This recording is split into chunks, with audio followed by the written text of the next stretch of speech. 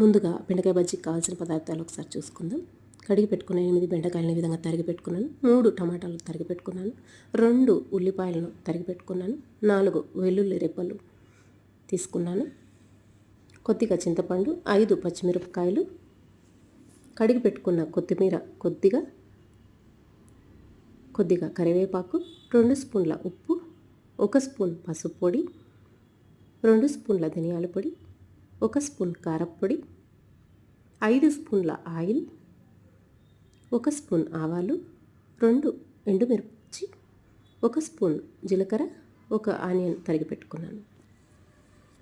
Stove వెలిగించుకొని గిన్నె పెట్టుకొని 2 స్పూన్ల ఆయిల్, బెండకాయ, టమాటా, ఉల్లిపాయలు, పచ్చిమిర్చి, చింతపండు, కొత్తిమీర, పుదీనా, ఉప్పు, కారం, పసుపు వేసుకొని కలుపుకోవాలి. బాగా కలుపుకున్న దాని తర్వాత 1 గ్లాస్ వాటర్ పోసుకొని మూత పెట్టేసుకోవాలి.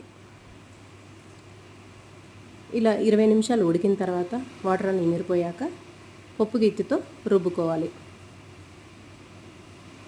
తర్వాత స్టవ్ పైన బాండ్లీ ఉంచుకొని ఆయిల్ వేసి ఆయిల్ వేడయ్యాక కొద్దిగా ఆవాలు, జీలకర్ర, ఉల్లిపాయలు వేసుకొని కొద్దిగా కలుపుకోవాలి ఎర్రగా వచ్చేంత వరకు.